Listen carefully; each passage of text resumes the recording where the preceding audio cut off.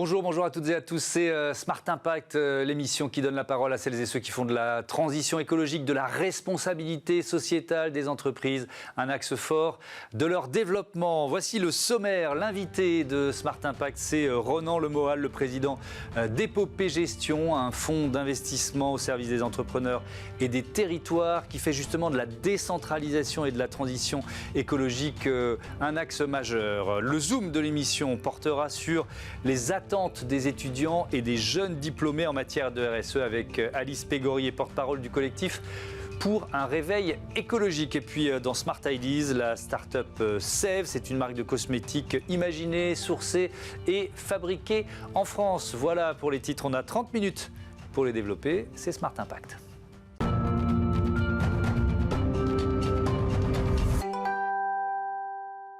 On est donc avec Ronan Lemoal. Bonjour, j'espère que la liaison est bonne, que vous m'entendez bien. Vous êtes avec Charles Kabilic, le fondateur d'Épopée Gestion, entreprise d'investissement. Votre objectif, j'ai presque envie de dire, votre mission, c'est de promouvoir la décentralisation, c'est ça ? Exactement. Notre mission, effectivement, c'est de constater qu'aujourd'hui, si on veut déconcentrer un peu notre pays, qui malheureusement concentre dans les grandes villes à la fois les agents économiques, les entreprises, la pollution et même maintenant, malheureusement, les maladies, il s'agit de faire deux choses, soit de la décentralisation politique, comme le gouvernement le fait en ce moment, soit de créer des entreprises dans les territoires qui, à la fois, créent de l'emploi autour d'elles, dans l'entreprise en tant que telle, autour d'elles, et font effectivement de la densification dans le territoire et de l'aménagement du territoire, comme M. Jourdain faisait de la prose sans le savoir, finalement. Votre région, c'est la Bretagne. Votre terrain de jeu, c'est le Grand Ouest, l'arc atlantique, comme on dit. Vous voulez être un accélérateur d'impact local. On va rentrer un peu dans le détail. Ça veut dire quoi, concrètement ? Alors, ce qu'on veut faire, effectivement, c'est de dire finalement que la meilleure manière d'avoir de l'impact, finalement, si on veut à la fois avoir de l'impact environnemental, l'impact sociétal, de l'impact économique, si on crée de l'emploi dans les territoires, si on participe à ce vaste mouvement de déconcentration, on va faire ces trois dimensions à la fois. Pourquoi ? Parce qu'on comprendra assez vite que si on crée de l'emploi dans une région, on participe effectivement au mouvement de décentralisation. On comprendra également assez rapidement que si on le fait, on va créer de la valeur économique. Et on pourra comprendre, sans tomber forcément dans les travers de l'écologie à tout crin, que si les gens travaillent plus près de là où ils vivent, effectivement, c'est meilleur pour l'écologie. On diminue l'empreinte carbone des transports. On fait en sorte qu'on accentue une forme de circuit court, en tout cas dans une certaine mesure. Donc ces trois dimensions-là sont assez vite synthétisées par la dimension de création d'emplois. Donc c'est pour ça qu'on se voit un accélérateur d'impact dans les territoires par la création d'emplois. La crise sanitaire, la crise économique, d'une certaine façon, elle vous porte. Ça donne du poids aux arguments que vous venez de présenter. Effectivement, alors bien sûr qu'avant qu'on lance ce projet, on l'a lancé à la rentrée, mais on avait cette idée depuis déjà quelques temps. On n'a bien sûr pas imaginé comme personne ce qui pourrait arriver en ce moment, ce qui est très dramatique. Mais en même temps, c'est vrai que ça donne encore plus de relief à ces dimensions. On voit qu'il y a bien entendu un retour, une volonté de retour finalement aux valeurs de la province. Il y a une volonté également de se dire que peut-être on peut faire comme l'Allemagne, avoir demain 70% des Français qui travaillent dans des PME, c'est le taux qu'on observe en Allemagne, avoir peut-être 2,5 fois plus de TI en France qu'on en a aujourd'hui, ce qui nous permettrait de rattraper là également l'Allemagne et faire en sorte qu'on puisse à la fois concilier, travailler dans une entreprise, avoir de l'ambition, parce que c'est pas une mauvaise chose d'avoir l'ambition, mais travailler en région et avoir des conditions de vie sympathiques et en même temps contribuer à la croissance économique. C'est un appel du pied aux salariés, aux cadres de la région parisienne ou des grandes villes là, qui se posent la question. Ils sont nombreux depuis le début de cette crise sanitaire, effectivement, quitter ces mégalopoles. En fait, c'est ce qui est impressionnant, effectivement. Nous, on le voit au travers de notre projet. C'est que notre projet, à la fois, on va aller investir dans les entreprises et à la fois, on va créer de l'emploi. Et ce qu'on observe, c'est qu'on a beaucoup de CV qui nous arrivent spontanément, qui sont des personnes qui cherchent effectivement à aller travailler ailleurs, à quitter les grandes villes et à s'installer en province. Donc effectivement, je ne sais pas si c'est un appel en tant que tel, mais on observe en tout cas, que ce soit à travers des entreprises, des gens qui souhaitent diriger des entreprises en région, ou que ce soit à travers des CV que l'on reçoit, qu'il y a un engouement assez fort effectivement pour un retour à la fois, encore une fois, à des valeurs peut-être qu'on avait oubliées, des valeurs qui veulent concilier une forme d'harmonie de vie, et en même temps, ne pas renier ce que ça veut dire que d'avoir de l'ambition, parce qu'encore une fois, l'ambition, c'est pas une mauvaise chose, mais on avait peut-être dans notre société des 30 glorieuses un peu opposé les deux, en se disant que pour avoir de l'ambition, pour réussir, il faut souffrir, il faut aller travailler dur dans des grandes villes, et peut-être oublier qu'on peut à la fois faire ça et en même temps le faire dans des conditions de travail sympathiques. Voilà, concilier ambition et qualité de vie. Donc vous nous l'avez dit, hein, vous avez lancé Épopée Gestion, même si le projet est mûri depuis longtemps, au mois de septembre. On va détailler un peu vos leviers d'investissement, vos véhicules d'investissement. Comme vous dites, il y a le développement des startups à impact en région. Vous l'avez évoqué, la croissance des PME et des entreprises de taille intermédiaire, les ETI, et la transition digitale et écologique. Le développement d'infrastructures d'immobilier d'entreprise 4.0 et puis la réinvention des mobilités et du travail à distance. Ce fonds pour les startups à impact, qui est concerné? Est-ce que vous avez déjà là des pépites à mettre en avant? Alors, on a déjà effectivement un premier fonds sous gestion, donc on a déjà 35 millions d'euros sous gestion d'un premier fonds avec quelques entreprises qui commencent à être un peu connues.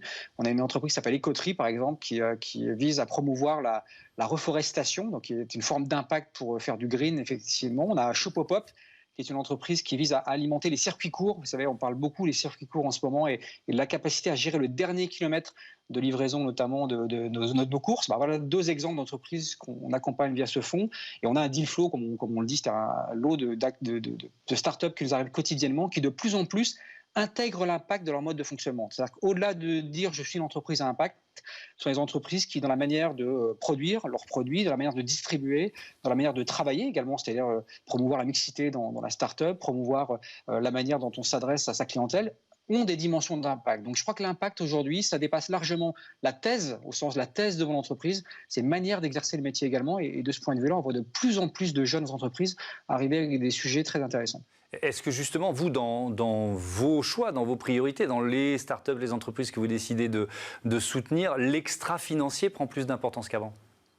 C'est évident. En fait, aujourd'hui, je crois que personne ne peut nier le fait que fini le moment où la seule performance pouvait se mesurer à l'aune de la performance économique. Aujourd'hui, on doit mesurer la performance sous l'angle économique, bien sûr, mais également sous l'angle de l'impact que j'ai pour la société et sous l'angle de l'impact que j'ai pour l'environnement.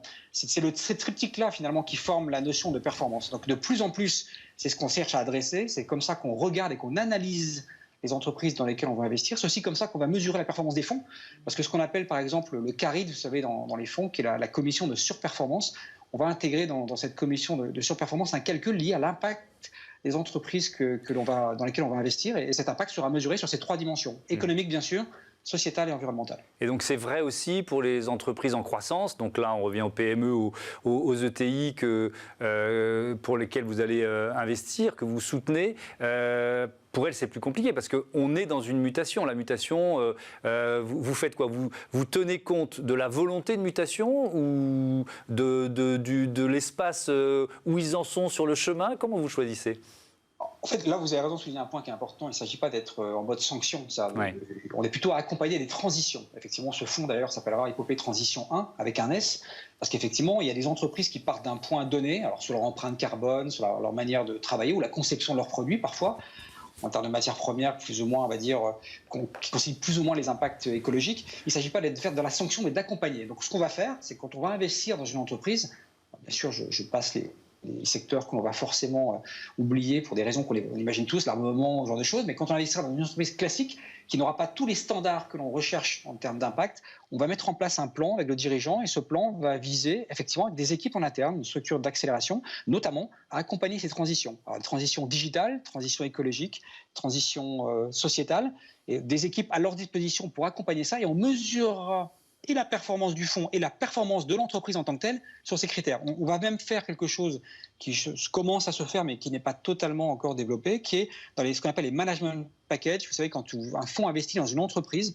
il y a des incitations qui sont données aux managers, aux rênes de l'entreprise pour effectivement guider leur performance. On mettra des critères d'impact également dans ces management packages pour faire en sorte que tout doucement, on aille infléchir finalement cette dynamique de croissance uniquement par la rentabilité des capitaux propres en y adjoignant quelque part des dimensions environnementales et sociétales. Parce que ce qui est important, ce qui est difficile d'ailleurs, c'est de gérer la transition. Tout le monde comprend bien qu'à terme, on doit changer de modèle.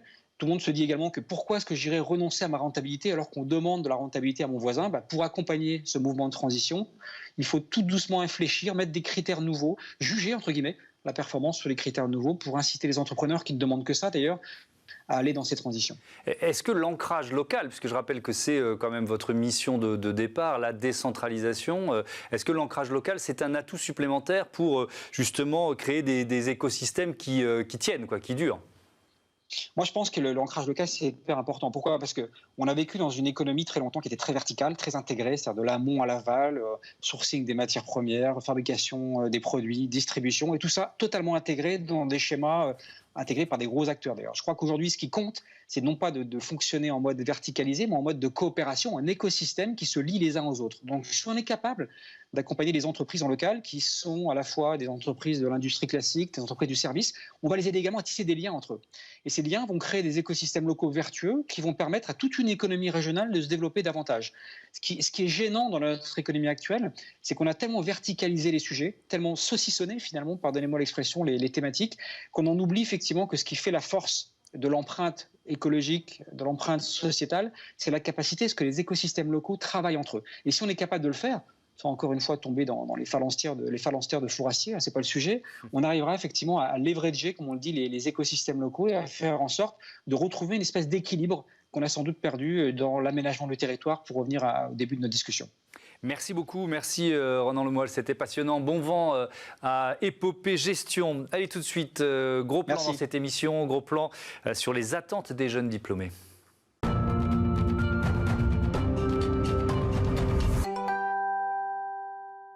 Le Zoom de Smart Impact consacré aux attentes des étudiants et des jeunes diplômés. Bonjour Alice Pégorier, bienvenue. Bonjour. Vous êtes étudiante en Master 2 d'économie et finance à l'Université Paris-Dauphine et porte-parole du collectif Pour un réveil écologique. Qui représentez-vous avec ce collectif? Il y a combien d'étudiants ou de jeunes diplômés derrière vous? Alors beaucoup, puisque ce collectif il s'est lancé suite au manifeste étudiant pour un réveil écologique qui a été lancé en 2018, qui a été signé par plus de 32 000 étudiants de 400 établissements d'enseignement supérieur différents sur toute la France. Donc ça fait beaucoup de monde. Ouais. Il y a des étudiants qui viennent d'universités, de grandes écoles, c'est vraiment... Exactement. Vous en citer quelques-unes Par exemple, l'Université Paris-Dauphine dont je viens, AgroParisTech, Sciences Po Paris. Donc ça fait beaucoup d'universités. Et l'idée du collectif, c'est de proposer des outils concrets pour aider les étudiants, d'une part, à mobiliser leurs universités et leurs écoles pour que ces universités les forment mieux sur les questions écologiques. Et d'autre part, aider ces jeunes diplômés à choisir une entreprise et un employeur qui répondent avec ambition à la transition et qui soient engagés dans cette transition. Alors ça, c'est passionnant. Donc, il y a effectivement les deux leviers, la formation et l'orientation, le choix d'entreprise. Je vais commencer par le choix d'entreprise. Vous publiez, vous proposez un guide anti-greenwashing. Comment vous l'avez mis au point déjà? Parce que ça, c'est compliqué. Il y a beaucoup de labels. On peut même parler d'un maquis de labels. Comment vous l'avez mis au point Alors effectivement, ce guide anti-greenwashing, c'est l'un de nos outils. L'idée, c'est de permettre à tous les étudiants de questionner leur employeur et de le questionner notamment à partir de l'entretien d'embauche. C'est-à-dire ça se passe dès l'entretien, parce que notre levier d'action, c'est quand même le recrutement, ce qui est un levier fort chez les étudiants et les jeunes diplômés. Et donc ce guide anti-greenwashing, il a été élaboré avec des dialogues avec plusieurs entreprises et plusieurs dizaines d'entreprises d'ailleurs. Et donc on parle notamment de la finalité du produit, l'utilité du produit, l'impact des activités de l'entreprise sur le climat, la biodiversité ou les ressources, le lien avec la société aussi. Donc c'est vraiment un guide qui permet à tous les étudiants d'avoir accès à une vision un peu critique et pouvoir se donner les armes pour questionner l'employeur. Mais quand vous dites ça part de l'entretien d'embauche, c'est presque un retournement de logique, c'est-à-dire que dans votre esprit, c'est le futur, c'est le jeune diplômé ou le futur embauché qui doit questionner la personne qui va le recruter? Alors c'est un exemple, c'est aussi pour permettre à ces étudiants de choisir aussi en amont. Mais c'est vrai que en préparant leur entretien. Exactement, en préparant leur entretien et en allant regarder sur le site de l'entreprise, sur les actualités de l'entreprise, ce qu'elle publie, aller voir par exemple dans le rapport de développement durable aussi de l'entreprise. Ça, c'est des données qui sont publiques. Donc, c'est avoir vraiment ces outils pour analyser ces rapports-là qui sont longs souvent et parfois on n'a pas forcément la capacité de voir ce qui est vraiment derrière ça. Et vous sentez, parce que vous avez effectivement questionné des dizaines d'entreprises, on y viendra dans le détail tout à l'heure, notamment sur le secteur du luxe, parce que vous publiez les résultats de votre étude sur le luxe, mais vous sentez, je reviens à cette histoire d'inversion presque de pouvoir, c'est-à-dire que vous sentez sentez ça? Vous sentez que les entreprises ont des difficultés à recruter dans certains secteurs et doivent montrer patte blanche? En tout cas, ce qu'on sent, c'est que les entreprises qui se donnent pour mission, parce que ça, c'est vraiment notre message, que ces entreprises se donnent pour mission de faire cette transition et de répondre à cette crise écologique, parce que c'est vraiment ça le problème aujourd'hui. Et donc, finalement, le rapport de force, il est là, parce que le recrutement, c'est un levier qui est très fort pour elles. Et les entreprises qui se donnent pour mission cet engagement, finalement, elles reçoivent plus de candidatures aujourd'hui. C'est le cas de Carbone 4, par exemple, qui est une entreprise qui reçoit plus de 200 candidatures par semaine. C'est quand même énorme. Et ça, c'est quelque chose qui est fort comme message. L'argent, c'est plus le moteur. C'est-à-dire vous êtes prêt à gagner moins, mais aller dans une entreprise dans l'engagement est validé. De toute façon, si en fait on choisit des entreprises qui n'ont pas d'engagement, dans un monde à plus de degrés, ces entreprises, elles n'existeront plus. Donc autant le faire effectivement maintenant et autant faire ça et questionner ces entreprises de façon globale dans leur mission. Alors je suis allé sur votre site, j'ai vu le manifeste, etc. Vous dites que, d'ailleurs c'est le nom, pour un réveil écologique, vous dites que les jeunes diplômés doivent réveiller leurs employeurs. C'est un peu gonflé quand même, ils sont déjà depuis des mois, voire des années, réveillés par leurs salariés, leurs clients qui sont les uns les autres des citoyens. Oui, et finalement, je pense que chaque citoyen prend part à cet engagement de réveiller quelque chose finalement par rapport à cette crise écologique. Le citoyen, ça peut être en votant, en s'engageant dans une association. Nous, en tant qu'étudiants et jeunes diplômés, ça a été ce levier du recrutement. Mais les salariés engagés en interne sont aussi mobilisés. D'ailleurs, on travaille avec eux parce que c'est eux qui sont sur le terrain et eux créent aussi leur collectif en interne par rapport à l'écologie. Alors, l'exemple concret, c'est celui de l'industrie du luxe. Vous avez publié le mois dernier le résultat d'une enquête sur les engagements de 4 grands groupes français, L'Oréal, LVMH, Kering et Rocher. Alors, il faut d'abord saluer leur participation. Tout à fait. C'est déjà un point de départ. C'est-à-dire ils ont accepté de répondre à vos questions alors que tous les groupes de luxe ne l'ont pas fait. Tous les groupes de luxe ne l'ont pas fait. Ce questionnaire, il a été en fait, pour vous refaire un petit peu la chronologie, envoyé en octobre 2019 à plusieurs centaines d'entreprises. Une cinquantaine nous ont répondu. Et donc le travail aujourd'hui, c'est d'analyser ces réponses et d'en faire quelque chose. Parce que c'est vraiment toujours la dynamique du collectif Point Réveil écologique, c'est de donner des outils concrets. Cette table ronde sur le secteur du luxe, ça a eu lieu effectivement juste avant le confinement, en mars. L'objectif, c'est de créer un dialogue entre un public étudiant, essentiellement étudiant, et ses représentants d'entreprises. Ce rapport du luxe, il a donné beaucoup d'analyses. Je peux vous les résumer un peu en 3 points. La première, c'est que souvent les actions de ces entreprises, elles sont liées à un bénéfice financier. Ce qui n'est pas viable parce qu'on ne repense pas la mission globale de l'entreprise. Un deuxième exemple que je peux vous donner, c'est aussi la formation en interne des salariés. Les salariés demandent à être formés en interne sur ces questions-là pour y répondre dans leurs fonctions. Et ça ne suit pas forcément. Deuxième exemple, troisième exemple. En tout cas, c'est pas. Et troisième exemple, c'est que ces entreprises du secteur du luxe, elles ont une aura. Aujourd'hui, je veux dire, tout le monde les écoute. Il y a quand même quelque chose qui se passe. Donc, il faut qu'elles utilisent cette position qu'elles ont dans la société pour se donner la mission de répondre à cette crise écologique, en fait. C'est utiliser cette position à bon escient et donc avoir un impact fort en ayant des actions concrètes. Ouais, vous pointez certaines contradictions, par exemple le choix d'une compensation carbone plutôt qu'une transformation en profondeur des modèles, c'est ça? Tout à fait. C'est exactement l'exemple de cette compensation. Mais encore une fois, ces grands groupes qu'on a cités ont participé. Donc les autres, finalement, vous n'en parlez pas dans votre les étude, autres, on n'en parle pas. Exactement, on n'en parle pas.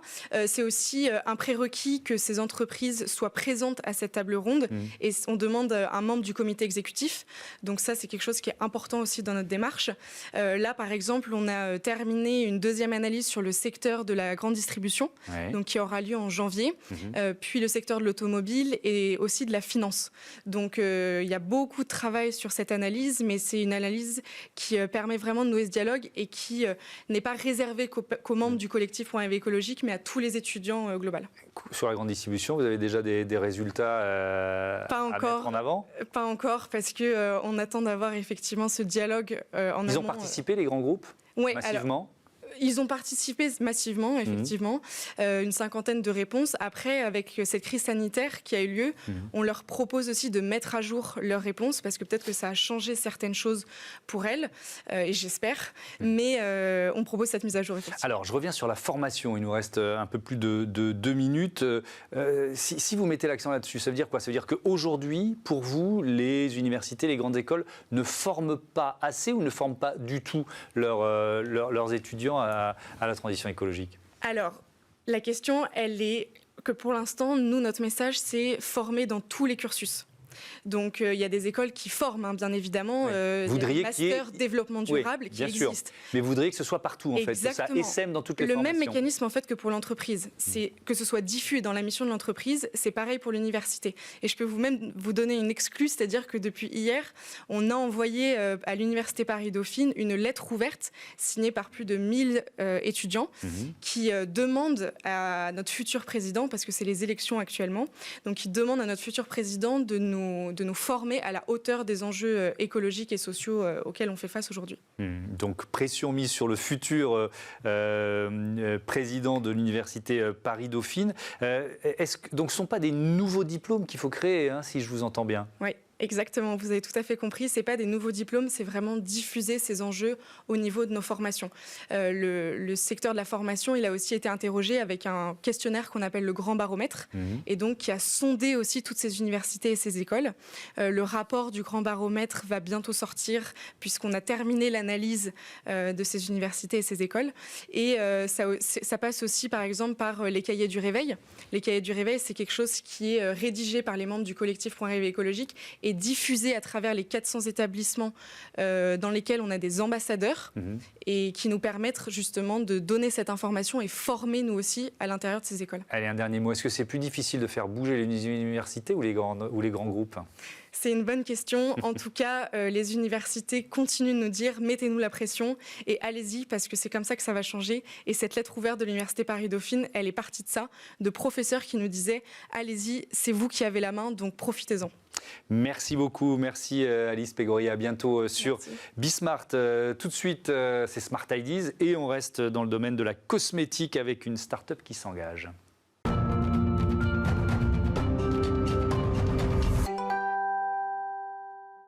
Smart Ideas, la bonne idée du jour, c'est celle de Pauline Bonny. Bonjour, vous êtes la fondatrice de Sève, c'est une marque de cosmétiques. Déjà, est-ce que je prononce bien, parce que ça s'écrit S-A-E dans là. Quand l'avez-vous créé, avec quelle idée? Oui, bonjour, merci beaucoup de m'avoir invité. Donc effectivement, ça se prononce bien Sève. C'est un diphtongue, le E dans le A, et c'est parce que c'est un petit jeu de mots entre la sève qui va saver votre peau. Donc en fait, l'idée vient de cet ingrédient que j'ai mis en avant dans le logo, qui est la sève fraîche de bouleau, qui est bio, ça m'a été inspiré en fait d'une tradition familiale, puisque ma grand-mère, je suis originaire d'Auvergne, plus particulièrement du Cantal, faisait des cures de sève de bouleau à boire. Voilà, tous les mois de mars, à la lunation de mars, on peut récolter de la sève de bouleau fraîche de l'arbre et la boire, et c'est une extraordinaire cure détox pendant 3 semaines. Et donc, j'ai commencé à travailler sur les produits il y a 4 ans et nous avons lancé la gamme en pharmacie sur notre site il y a 2 ans. Vous connaissez bien l'univers des cosmétiques, hein, vous y travaillez depuis plusieurs années. Pourquoi vous avez voulu créer votre propre marque? Est-ce que vous ressentiez un manque d'une certaine façon? Oui, absolument. Alors moi, je suis une passionnée de skincare, donc de soins pour la peau et plus particulièrement d'ingrédients naturels. Et c'est vrai que pendant toutes mes années, je me suis forgé des convictions en fait sur le fait qu'il faut mettre des antioxydants chaque jour sur la peau, que les ingrédients naturels, c'est ce qu'il y a de meilleur pour notre peau, ce qu'il y a de mieux en bioaffinité. Et surtout, je me suis dit que c'était pas la peine, avec l'avancée des biotechnologies, c'était pas la peine d'aller en Amazonie, en Australie, en Afrique du Sud, chercher des ingrédients exotiques, qui étaient peut-être d'un point de vue marketing très vendeurs. Mais en fait, en France, on a des plantes qu'on peut croire ordinaires, mais qui sont absolument extraordinaires. Donc, c'est ce que j'ai fait. Je suis allée chercher des plantes en Auvergne, mais aussi en Ardèche, mais aussi en Corse, enfin partout en France, et des plantes simples, donc comme la mauve, le pamplemousse rose, le pois, le pissenlit, la rhubarbe. Mais en fait, ces actifs, depuis quelques années, grâce aux biotechnologies, on peut les titrer, ça veut dire aller chercher la molécule active. Et c'est pour ça que d'ailleurs, la plupart d'entre eux sont dans la pharmacopée française, parce qu'elles ont des pouvoirs extraordinaires. Et c'est comme ça, en fait, que j'ai créé Sève, autour de des soins extraordinaires à base de plantes pas si ordinaires. Et c'est ce qui vous permet d'afficher des produits, je reprends votre formule, imaginés, sourcés et fabriqués en France. Sourcés en France, ça veut dire que voilà, les matières premières, les principes actifs viennent de plantes récoltées en France, c'est ça ? Absolument. Par exemple, la sève de bouleau fraîche qu'on va récolter, ainsi que le chaga, parce qu'on a également créé un brevet pour protéger notre invention, qui est un brevet qui s'appelle Immunox, qui est un brevet très antioxydant, réparateur de l'ADN cellulaire, également booster des défenses immunitaires. Il est fait à base de sève de bouleau et de chaga. Le chaga, c'est un champignon, c'est ça, hein ? Ouais. Voilà, c'est surnommé champignon de l'immortalité. Ça ne pousse que sur le bouleau. Et par exemple, ces deux ingrédients, je travaille avec une coopérative en Auvergne qui sont des cueilleurs de plantes médicinales qui vont récolter dans le parc régional des volcans d'Auvergne ces deux ingrédients. Donc la sève fraîche de bouleau, c'est uniquement pendant 3 semaines, au mois de mars qu'on peut la récolter, et le chaga, c'est plutôt au mois de novembre. Le chaga, ce surnom, ça m'a fait tiquer quand même. Le champignon de l'immortalité, c'est peut-être un peu exagéré quand même. Quels sont ses bienfaits ? Alors, c'est pas du tout moi qui l'ai inventé. Hein. C'est vraiment, on le surnomme le don de Dieu, le diamant de la forêt, le roi des champignons médicinaux. C'est un champignon qui est extraordinaire. Solzhenitsyn en parle déjà dans son livre Le pavillon des cancéreux. En fait, ce champignon, c'est l'organisme, puisqu'un champignon, c'est ni un animal ni un végétal, c'est l'organisme vivant qui a le plus d'antioxydants et de bêta-glucane, donc c'est des anti-inflammatoires dans sa substance. Et donc, dans certaines civilisations, il est même utilisé dans des traitements anti-cancer. C'est pour ça qu'il est surnommé le champignon de l'immortalité. Merci beaucoup, merci Pauline Bonny, bon vent à votre start-up. Voilà, c'est la fin de ce Smart Impact. Merci. On se retrouve demain à 9h, midi, 20h30 sur Bismart, la chaîne des audacieuses et des audacieux.